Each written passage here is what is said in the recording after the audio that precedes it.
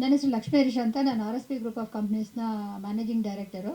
ನಂದು ಬೇರೆ ಬೇರೆ ಇಂಡಸ್ಟ್ರಿ. ಆ್ಯಕ್ಚುಲಿ ಇವರು ನಮ್ಮ ನಮ್ಮ ಬಿಸ್ನೆಸ್ ಫ್ರೆಂಡ್ ಆ್ಯಕ್ಚುಲಿ ಬಂದು ಅಪ್ರೋಚ್ ಮಾಡಿದಾಗ, ಆಮೇಲೆ ಈ ಥರ ಒಂದು ಚಲನಚಿತ್ರ ಇದು ಒಂದು ಡ್ರೀಮ್ ಕಾನ್ಸೆಪ್ಟ್ ಇತ್ತು ಅಂತ ಒಂದು ಅಪ್ರೋಚ್ ಮಾಡಿದ್ರು.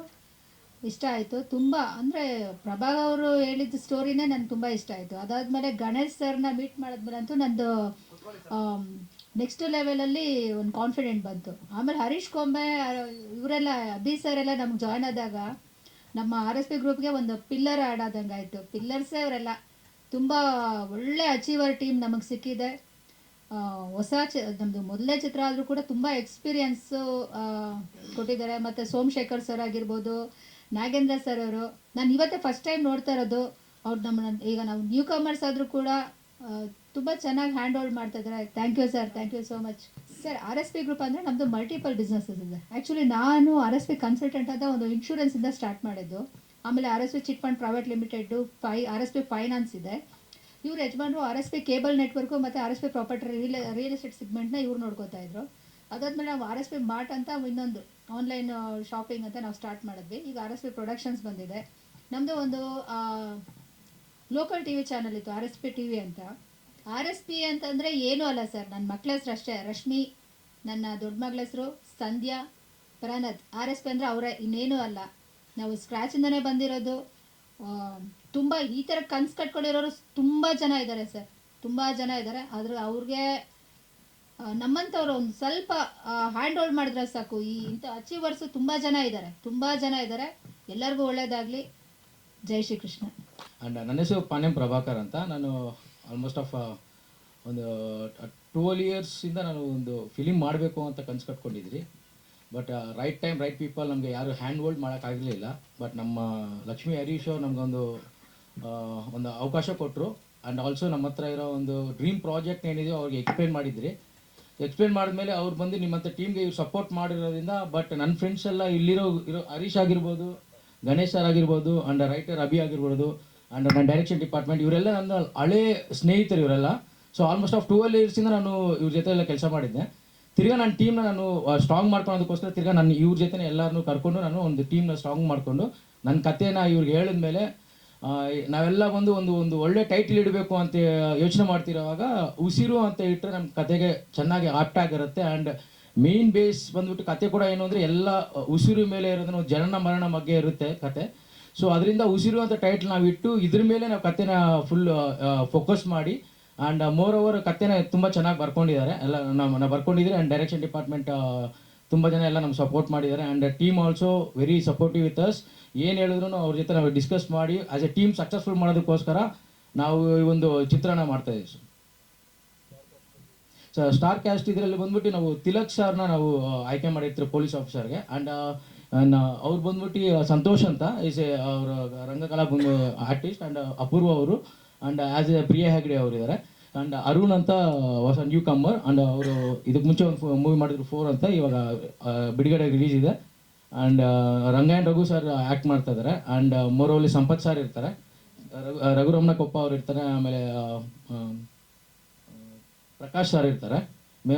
ನಮ್ದಿರೋದಕ್ಕೆ ಕ್ಯಾರೆಕ್ಟರ್ಸ್ ಬಂದು ಒಂದು 9 ಕ್ಯಾರೆಕ್ಟರ್ ಇರುತ್ತೆ. Each and character will reveal, ಎಲ್ಲ ಕ್ಯಾರೆಕ್ಟರು ಒಂದು ತುಂಬ ಪ್ರತ್ಯೇಕವಾದ ಒಂದು ರೋಲ್ಸ್ ಇರುತ್ತೆ. ಒಂದು ಸಾರಿ ಅವ್ರಿಗೆ ಕ್ಯಾರೆಕ್ಟರ್ ಬಂದ್ರೂ each and every character reveals their ಏನು ಪರ್ಫಾರ್ಮೆನ್ಸ್ ಇದೆಯೋ ಕತೆಗೆ ತುಂಬ ಆ್ಯಪ್ಟ್ ಆಗಿರುತ್ತೆ sir.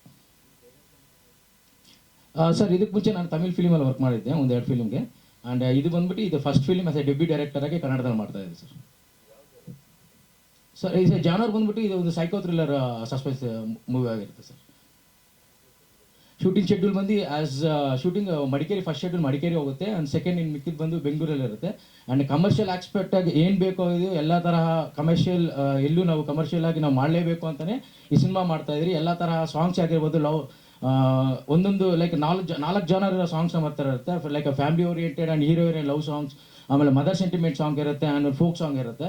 And action thriller sequence ಕೂಡ ಅಷ್ಟೇ. ನಮಗೆ ಯಾವ ಕತೆಗೆ ಯಾವ ಥರ ಆ್ಯಕ್ಷನ್ ಸೀಕ್ವೆನ್ಸ್ ಬೇಕೋ ಥ್ರಿಲ್ಲರ್ ಆಗಿದೆ. ನಾವೆಲ್ಲ ಒಂದು ಏನಾದರೂ ಕಮರ್ಷಿಯಲ್ ಲೆವೆಲಲ್ಲಿ ಥ್ರಿಲ್ಲರ್ ಸಬ್ಜೆಕ್ಟ್ ಸಂಬಂಧಪಟ್ಟ ಆ್ಯಕ್ಷನ್ ಸೀಕ್ವೆನ್ಸ್ ಎಲ್ಲ ಇದರಲ್ಲಿ ಮಾಡ್ತಾ ಇದ್ದೀವಿ ಸರ್. ಸಿನಿಮಾದ ಹೈಲೈಟ್ ಅಂದರೆ ನಿಮಗೆಲ್ಲ ಗೊತ್ತಿರೋ ಸಾರ್ ಹೇಳ್ದಂಗೆ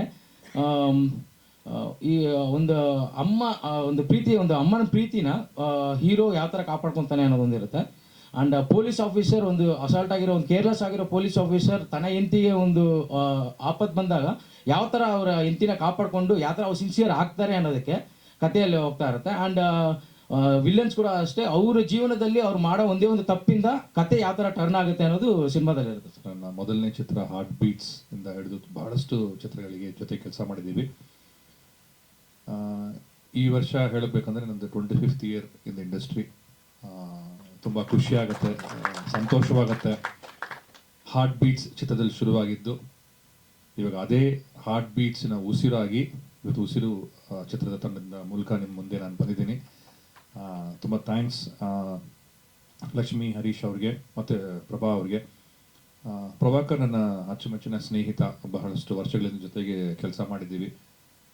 ಒಳ್ಳೆ ಕ್ಯಾಮ್ರಾಮನ್, ತುಂಬ ಒಳ್ಳೆ ಟೆಕ್ನಿಷಿಯನ್. ಆ್ಯಕ್ಚುಲಿ ಅವರು ಡೈರೆಕ್ಟರ್ ಆಗಿ ಮಾಡ್ತಾ ಇದ್ದೀನಿ ಅಂತ ಹೇಳಿದಾಗ ತುಂಬ ಖುಷಿ ಆಯಿತು. ತುಂಬ ಒಳ್ಳೆ ಚಿತ್ರ ಮಾಡ್ಕೊಂಡಿದ್ದಾರೆ. ಇದೊಂದು ಹೊಸ ಟೀಮ್. ನಿಮ್ಮ ಸಪೋರ್ಟ್ ಈ ಚಿತ್ರಕ್ಕೆ, ಈ ತಂಡಕ್ಕೆ ಇರಲಿ. ಬಿಗಿನಿಂಗಲ್ಲಿ ಒಂದೆರಡು ತಪ್ಪುಗಳು ಆಗಿದ್ರು ಕೂಡ ಅದನ್ನು ಕ್ಷಮಿಸಿ ಖಂಡಿತವಾಗ್ಲೂ ಅವರು ಒಳ್ಳೆ ಒಂದು ಚಿತ್ರ ನಿಮ್ಮ ಮುಂದೆ ಬಂದು ಕೊಡ್ತಾರೆ. ಬಹಳಷ್ಟು ವರ್ಷಗಳಿಂದ ಕೆಲಸ ಮಾಡಬೇಕಂತ ನಾನು ಕೇಳ್ಕೊತೀನಿ ಪ್ರಭಾ ಅವ್ರಿಗೆ. ಕತೆ ಬಗ್ಗೆ, ಆ ಕಥೆಯಲ್ಲಿ ಬಂದು ಮೂಡಿರುವಂತಹ ಸನ್ನಿವೇಶಗಳು ತುಂಬ ನನಗೆ ಇಷ್ಟವಾಯಿತು. ಬಹಳಷ್ಟು ವರ್ಷಗಳ ನಂತರ ಒಂದು ಸಾಂಗ್, ಯಾವಾಗಲೂ ಒಂದು ಸಾಂಗ್ ಚೆನ್ನಾಗಿ ಹಿಟ್ ಆಗಬೇಕು, ಒಳ್ಳೆ ಕಂಪೋಸಿಷನ್ಸ್ ಬರಬೇಕು ಅಂದರೆ ಅದಕ್ಕೆ ತಕ್ಕಂತೆ ನಮಗೆ ಆ ಕಥೆಗಳು ಮತ್ತು ಸನ್ನಿವೇಶಗಳು ಬಂದಾಗ ಖಂಡಿತ ಅದು ಆಗತ್ತೆ. ಆ ರೀತಿ ಈ ಚಿತ್ರದಲ್ಲಿ ನನಗೆ ಒಂದು 4 ಸನ್ನಿವೇಶಗಳು ಕೊಟ್ಟಿದ್ದಾರೆ. ತುಂಬ ಚೆನ್ನಾಗಿ ಸಾಂಗ್ ಬಂದಿದೆ. ಇನ್ನೇನು ನಾವು ನೆಕ್ಸ್ಟು ಆಡಿಯೋ ರೆಕಾರ್ಡಿಂಗು ರಿಲೀಸ್ ಅಂತ ಬಂದಾಗ ನೀವು ಕೇಳಿದಾಗ ನಿಮ್ಗೆ ಖಂಡಿತವಾಗಿ ಅನ್ಸುತ್ತೆ. ಯಾಕಂದರೆ ಬಹಳಷ್ಟು ನಮ್ಮ ಪತ್ರಿಕಾ ಮಿತ್ರರು ನಾವು ಮೀಟ್ ಮಾಡಿದಾಗಲೆಲ್ಲ ಹೇಳ್ತಾರೆ, ಗಣೇಶ್ ನಾರಾಯಣ್ ಮೆಲೋಡೀಸ್, ವೆಂಕಟ್ ನಾರಾಯಣ್ ಮೆಲೋಡೀಸ್ ಅಂತ ಹೇಳ್ತಾರೆ. ಖಂಡಿತವಾಗ ಆ ಮೆಲೋಡೀಸ್ನ ಮತ್ತೆ ಕೇಳ್ತೀರಾ. ನಾನು ಏನಕ್ಕೆ ನಾನು 25 ಇಯರ್ಸ್ ನಾನು ಹಿಂದೆ ಹೋಗಿ ಬಂದೆ ಅಂದರೆ ಆಗಿನ ಕಾಲದಲ್ಲಿ ಯಾವ ರೀತಿಯಾದ ನೀವು ಮೆಲೋಡೀಸ್ ಕೇಳಿದ್ರೋ ಅದೇ ರೀತಿಯಾಗಿ ಇವಾಗಲೂ ಕೂಡ ಮೆಲೋಡೀಸ್ನ ನೀವು ಕೇಳ್ತೀರಾ.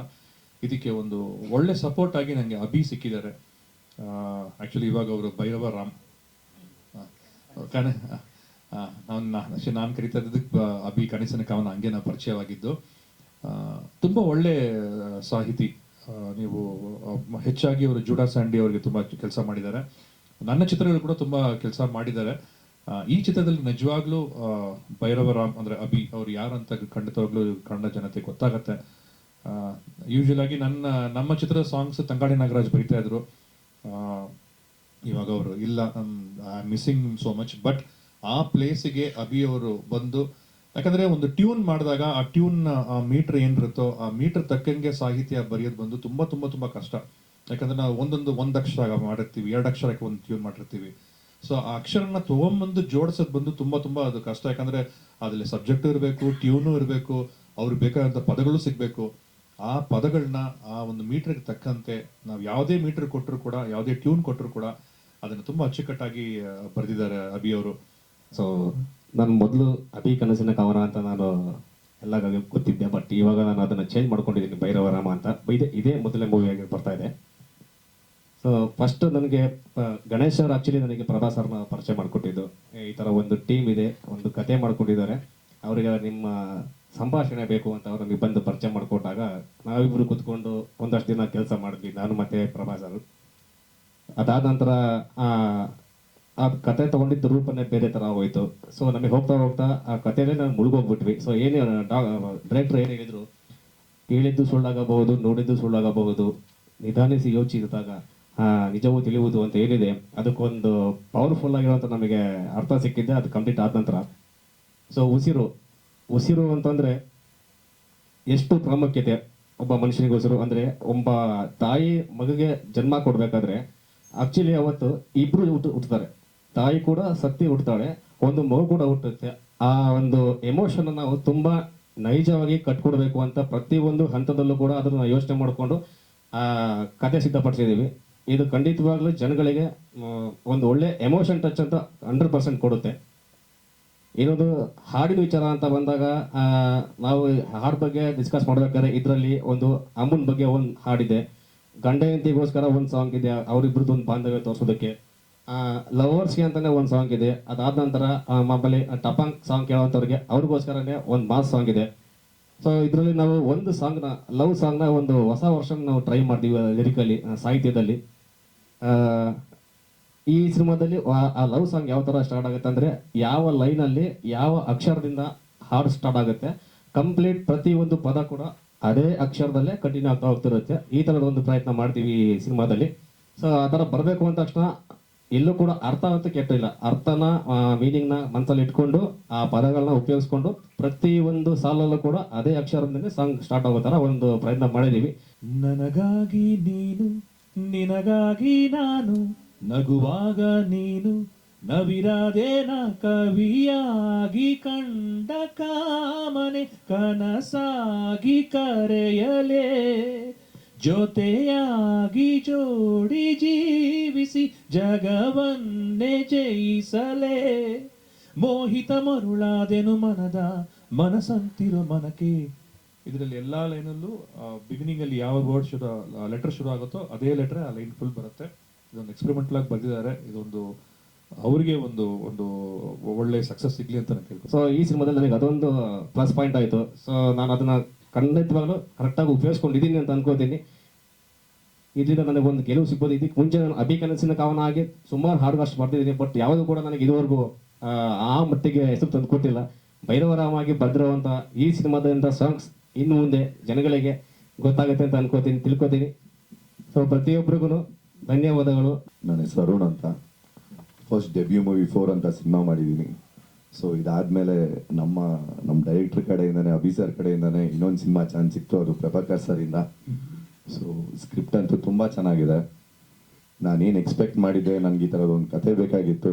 ಸೊ ತುಂಬ ದಿವಸದಿಂದ ಕಾಯ್ತಾ ಇದ್ದೆ, ಅದು ಪ್ರಭಾಕರ್ ಸರಿಂದ ನನಗೆ ಇವತ್ತು ಸಿಕ್ಕಿದೆ. ಫುಲ್ ರಾ ಆಗಿದೆ ನನ್ನ ಕ್ಯಾರೆಕ್ಟರೇಷನ್. ಮೇಡಮ್ ಅವರು ಫಸ್ಟ್ ಅಂದರೆ ಅವರು ಬೇರೆ ಎಲ್ಲ ಬಿಸ್ನೆಸ್ ಎಲ್ಲ ಬಿಟ್ಟು ಸಿನಿಮಾ ಇಂಡಸ್ಟ್ರಿಗೆ ಬರೋದು, ಫಸ್ಟ್ ಆಫ್ ಆಲ್ ಒಂದು ಲೇಡಿ ಬಂದು ಒಂದು ಪ್ರೊಡ್ಯೂಸರ್ ಆಗಿ ಬರೋದು ಒಂದು ಒಂದು ಸ್ಟ್ರೇಂಜ್ ವಿಷಯ, ಲೈಕ್ ಅಂದರೆ ನಮ್ಮ ಇಂಡಸ್ಟ್ರಿಯಲ್ಲಿ. ಸೊ ಅದರಲ್ಲಿ ಪ್ರಭಾಕರ್ ಅವರು ಬಂದು ನನಗೆ 13 ಇಯರ್ಸಿಂದ, ಅವರು 12 ಅಂದರು, ಆ್ಯಕ್ಚುಲಿ 13 ಇಯರ್ಸಿಂದ ಪರಿಚಯ. ಸೊ ಈಗ ಲೈಕ್ ಅವ್ರು ಆ್ಯಕ್ಚುಲಿ ಮುಂಚೆಯಿಂದ ಲೈಕ್ ಈಗ ಸದ್ಯಕ್ಕೆ ಅವರು ಫೋಟೋಗ್ರಫಿ ಮಾಡ್ತಿದ್ದಾರೆ, ಸಿನಿಮಾಟೋಗ್ರಫಿ ಮಾಡ್ತಿದ್ದಾರೆ, ಎಲ್ಲ ಮಾಡ್ತಿದ್ದಾರೆ. ಬಟ್ ಆ್ಯಕ್ಚುಲಿ ಅವ್ರಿಗೆ ಇದ್ದಿದ್ದು ಫೋಕಸ್ ಇದ್ದಿದ್ದು ಡೈರೆಕ್ಷನ್ ಕಡೆ. ಸೊ ಸ್ಕ್ರಿಪ್ಟ್ ಒಂದು ತುಂಬ ದಿನದಿಂದ ಮಾಡ್ಕೊಂಡಿದ್ರು, ಬಟ್ ಇದನ್ನು ಮಾಡಬೇಕು ಅಂತ, ಬಟ್ ರೈಟ್ ಪ್ಲ್ಯಾಟ್ಫಾರ್ಮ್ ಸಿಗಲಿಲ್ಲ. ಸೊ ಪ್ರೊಡ್ಯೂಸರ್ ಇಲ್ಲದೆ ಲೈಕ್ ಅಂದರೆ ಸ್ಟ್ರಗ್ಲಿಂಗ್ ಡೈರೆಕ್ಟರ್ಸ್ಗೆ ನಿಮ್ಮ ಪರಿಸ್ಥಿತಿ ಗೊತ್ತಿರುತ್ತೆ. ಸೊ ನಾವು ಹೇಳೋದು ಬೇಕಿಲ್ಲ, ಅದ್ರ ಬಗ್ಗೆ ಹೆಚ್ಚು ಹೇಳೋದು ಬೇಕಿಲ್ಲ. ಸೊ ಫೈನಲಿ ಸಮ್ಹೌ ಲೈಕ್ ನಮಗೆ ಪ್ರೊಡ್ಯೂಸರ್ ಸಿಕ್ಕಿ, ಲೈಕ್ ಅವ್ರಿಗೆ ಈ ಕತೆ ಇಷ್ಟ ಆಗಿ, ಸೊ ಹೀಗೆ ಈ ಟ್ರಾವೆಲ್ ಶುರು ಆಯಿತು. ಮಿಕ್ಕಿದೆಲ್ಲ ಎಲ್ಲರೂ ಹೇಳಾಯಿತು, ದೊಡ್ಡವರು ಎಲ್ಲರೂ ಹೇಳಾಯಿತು ಅದ್ರ ಬಗ್ಗೆ. ಸೊ ನನ್ನ ಕೆಲಸದ ಬಗ್ಗೆ ಬಂದಾಗ, ಸೊ ಅವ್ರು ನನ್ನ ಚೂಸ್ ಮಾಡ್ಕೊಂಡಿದ್ದಕ್ಕೆ thanks first of all. So ನನಗೆ ಈ ಕಥೆಯಲ್ಲಿ ಏನಂದರೆ ಎಲ್ಲರೂ ಬೇರೆ ಬೇರೆ ವಿಷಯದ ಬಗ್ಗೆ ಹೇಳಿದ್ರು, but technically speaking sir, like ಇದರಲ್ಲಿ ಅವರು ಜಾನರ್ ಬಗ್ಗೆ ಹೇಳಿದ್ರು. ಆ್ಯಕ್ಚುಲಿ ಇಲ್ಲಿ ನಮ್ಮ ಮೀಡಿಯಲ್ಲಿ ಕೇಳಿದ್ರು ಜಾನರ್ ಬಗ್ಗೆ. ಸೊ ಸೈಕೋ ಥ್ರಿಲ್ಲರ್ ಅಂತ ಹೇಳಿ, ಮೋರ್ ದೆನ್ ಸೈಕೋ ಥ್ರಿಲ್ಲರ್ ಅನ್ನೋ ವಿಷಯಕ್ಕೆ ಬಿಟ್ಟು, ಸೊ ಇದರಲ್ಲಿ ಡಿಫ್ರೆಂಟ್ ಲೇಯರ್ಸ್ ಇದೆ ಸರ್.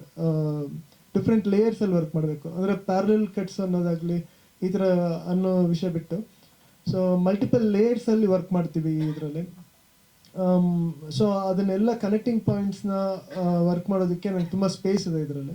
ಸೊ ಆ ಜವಾಬ್ದಾರಿ ಜಾಸ್ತಿ ಕೊಟ್ಟಿದ್ದಾರೆ, ಅದು ಒಂದು ಫುಲ್ಫಿಲ್ ಮಾಡಬೇಕು. ಮತ್ತು ಅಂಡರ್ಲೈನಲ್ಲಿ, ಅಂಡರ್ ಕರೆಂಟಲ್ಲಿ ಬೇಸ್ ಲೈನೇ ಬಂದು ಎಮೋಷನ್ಸ್.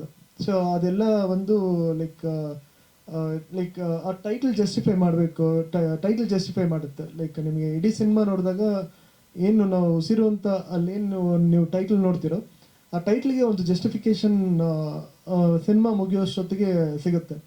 ಸೊ ಅದನ್ನು ಫೈನಲಿ ಹೇಳಕ್ಕೆ ಬರ್ತಿರೋ ಸರ್. ಸೊ ಎಮೋಷನ್ ಅನ್ನೋದೇ ಲೈಕ್ ಥ್ರೂಔಟ್ ಮೂವಿ ಹೇಳೋದು. ಸೊ ಮಲ್ಟಿಪಲ್ ಲೇಯರ್ಸಲ್ಲಿ ವರ್ಕ್ ಮಾಡ್ತಾ ಹೋಗ್ತೀವಿ. ಸೊ ಎಮೋಷನ್ ಅನ್ನೋದನ್ನು ಅಂಡರ್ ಕರೆಂಟಲ್ಲಿ ಎಲ್ಲೂ ಬಿಟ್ಕೊಂಡು ಹೋಗ್ತಿಲ್ಲ.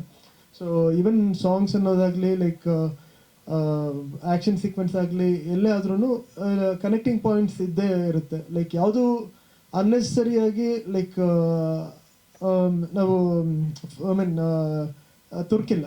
ಲೈಕ್ ಈಗ ಅಂದರೆ ಆಡಿಯನ್ಸಿಗೆ ನಾವು ಎಂಟರ್ಟೈನ್ಮೆಂಟ್ ಪರ್ಪಸ್ಗೋಸ್ಕರ ಆ ಎಲಿಮೆಂಟ್ಸ್ನ ಈ ಎಲಿಮೆಂಟ್ಸ್ನ ಇದನ್ನೆಲ್ಲ ಯಾವುದು ಪರ್ಪಸ್ಫುಲ್ ಆಗಿ ನಾವು ಒಳಗಡೆ ಹಾಕಿಲ್ಲ. ಸೊ ಕನೆಕ್ಟಿಂಗ್ ಪಾಯಿಂಟ್ಸ್ ಇದೆ ಪ್ರತಿಯೊಂದಕ್ಕೂ. ಸೊ ಆ ಇದರಾಗಿ ಕನ್ಕ್ಲೂಡ್ ಮಾಡ್ಕೊಳ್ತೀವಿ.